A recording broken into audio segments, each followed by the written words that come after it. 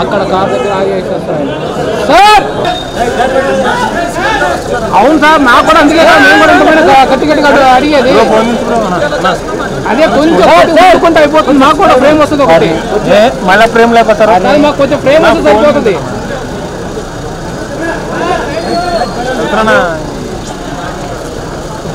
ఆ ముందర ఫోన్ ఎవరు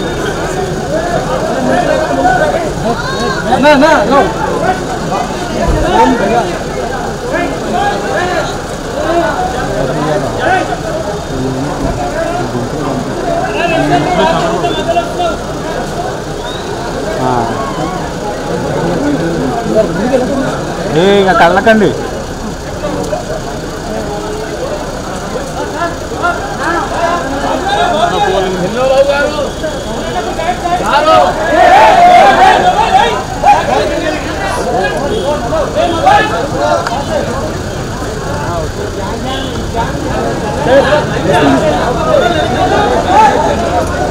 ఆడిపోతాం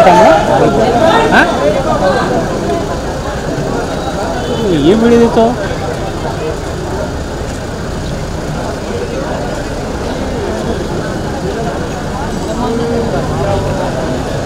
శరత్ వీళ్ళిద్దరు రమ్మ లోపలికి రమ్మ, వాళ్ళ ఫ్రేమ్లో ఉంటారు.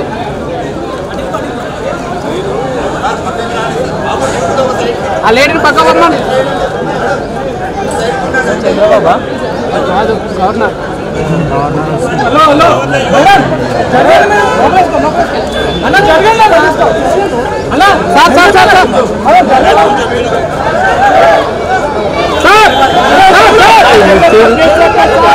సార్ సార్ ఎన్నుకుండాలి ఎన్నుకుండాలి.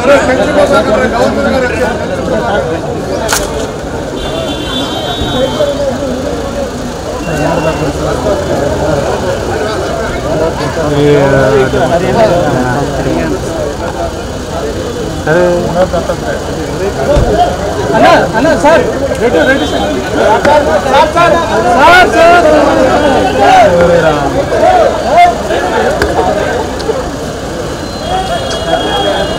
దొబ్బుతున్నావు. ఓకే ఓకే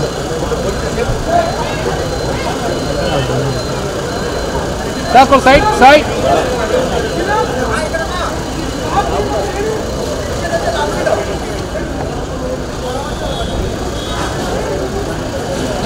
వచ్చేది అంత పెట్టి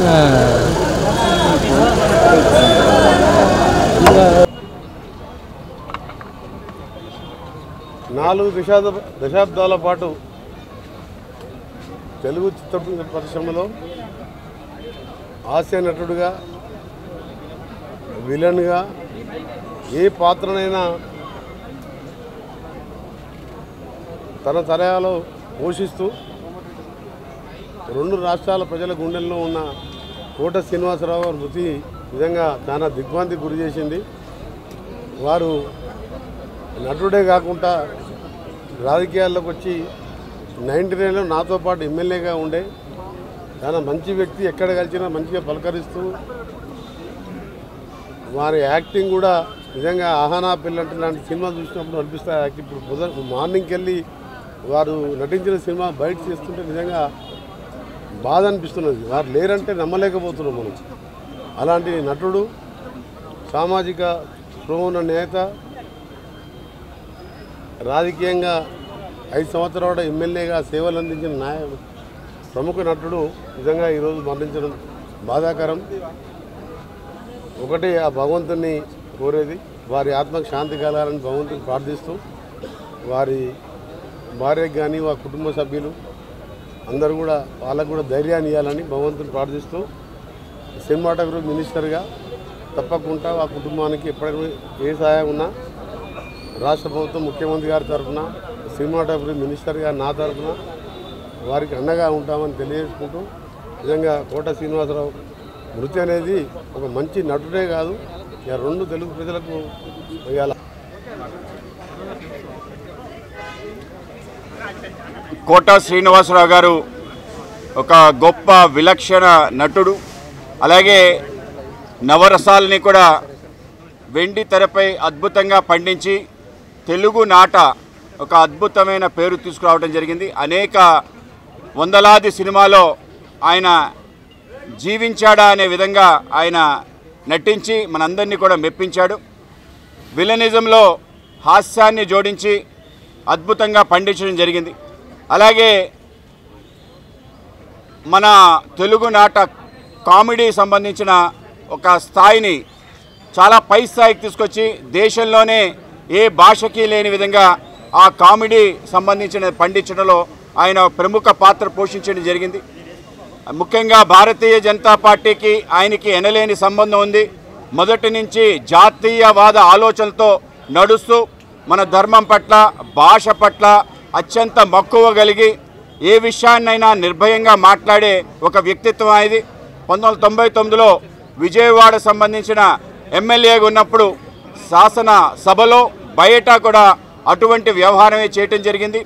అలాగే తెలుగు భాష సంబంధించిన ఏ విషయం పైన కూడా నిఖార్సుగా మాట్లాడి ముఖ్యంగా ఎవరైతే జూనియర్ ఆర్టిస్టులు ఉన్నారో మన ప్రాంతానికి తెలుగు వాళ్ళు ఎవరైతే ఉన్నారో వాళ్ళకి ప్రాధాన్యత ఇవ్వాలని చెప్పి పెద్ద పెద్ద నిర్మాతలతో దర్శకులతో కూడా పోరాటం చేయడం జరిగింది. ఎక్కడ కూడా బేషిజాలు లేకుండా మన వాళ్ళని మన ఇండస్ట్రీ ఇక్కడికి వచ్చింది కనుక మన వాళ్ళకి ప్రాముఖ్యత ఇవ్వాలని చెప్పి పోరాటం చేయడం జరిగింది. మా సంబంధించిన సంస్థలో ఏదైతే బయట నుంచి వచ్చి ఇక్కడ ప్రచారం చేసి ముందుకెళ్లే శక్తుల్ని కూడా అడ్డుకోవటంలో ప్రముఖ పాత్ర పోషించాడు. జాతీయవాదానికి ఎక్కడ కూడా రాజీ లేకుండా మాట్లాడటం జరిగింది. మన ధర్మానికి సంబంధించిన దేవీ దేవతలకు సంబంధించిన అంశాలని నీచంగా చూపిస్తే వాటిని కూడా గట్టిగా మాట్లాడటం జరిగింది. అలాగే ప్రాంతీయ భేషజాలు లేకుండా అన్ని ప్రాంతాలకు సంబంధించిన మాండలికాల్లో మాట్లాడాలి అంటే కోట శ్రీనివాసరావు గారే పెట్టింది పేరు.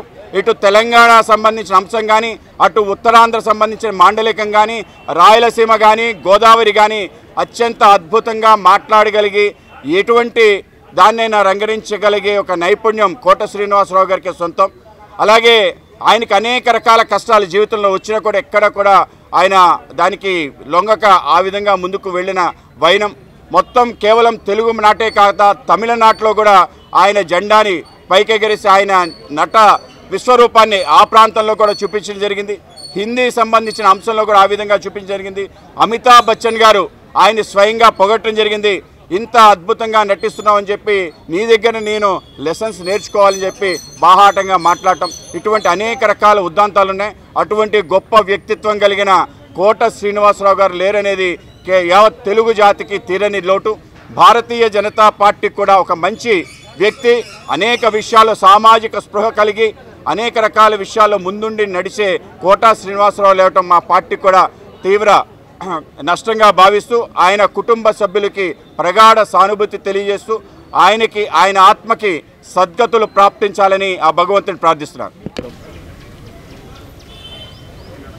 ఒక క్యారెక్టర్ ఆర్టిస్ట్గా,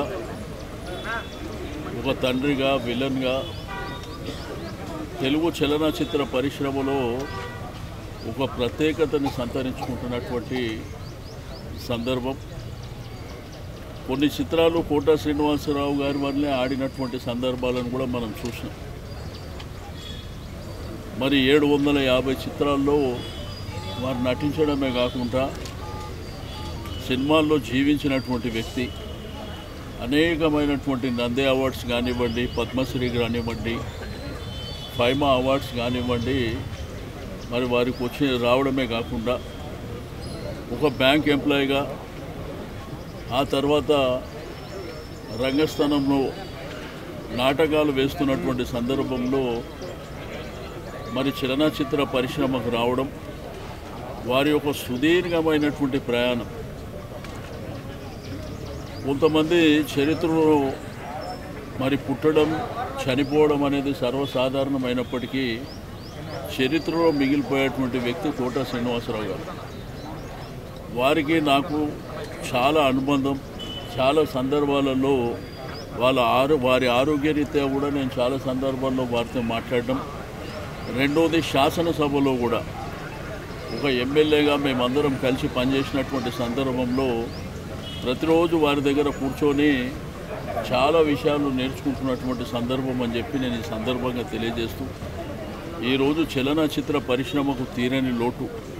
ఇటువంటి గొప్ప నటుని కోల్పోవడం అనేది బాధాకరమైనటువంటి అంశం. మరి ఆ భగవంతుడు ఆ కుటుంబానికి ధైర్యాన్ని ఇవ్వాలని చెప్పి నేను ఈ సందర్భంగా తెలియజేస్తూ